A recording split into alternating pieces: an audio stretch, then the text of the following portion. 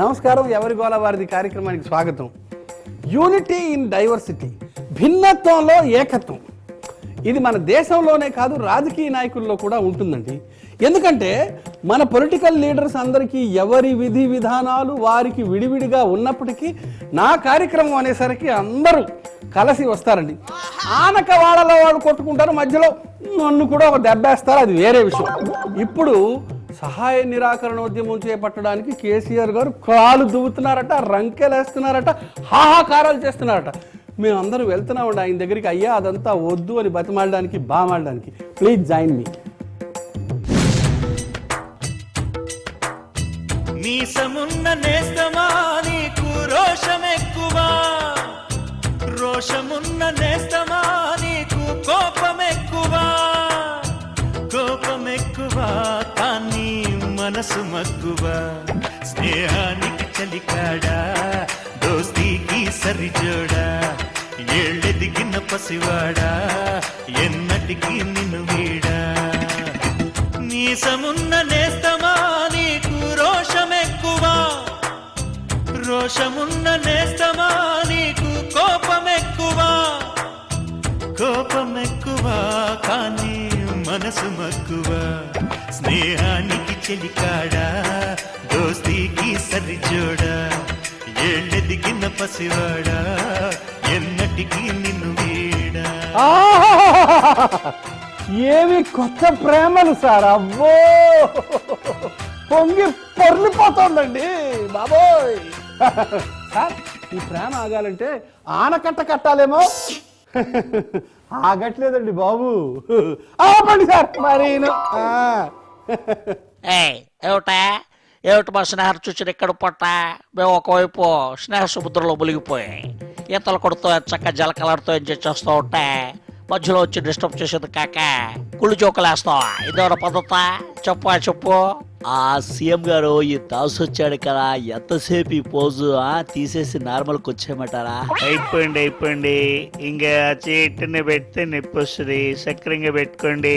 ఇక దాసు ఏం న్యూస్ తీసుకొచ్చినావు, త్వరగా చెప్పు. ఏమిటి న్యూసా సార్?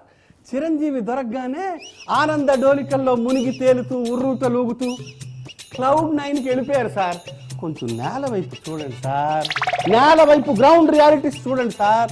అక్కడ కేసీఆర్ గారు అలనాడు తెల్ల దొరల్ని తరిమి కొట్టడానికి మహాత్మా గాంధీ అనుసరించిన సహాయ నిరాకరణోద్యమాన్ని ఈయన బూజు దులిపి తుమ్ము దులిపి ఇప్పుడు మీ మీద ప్రయోగించబోతున్నాడు సార్.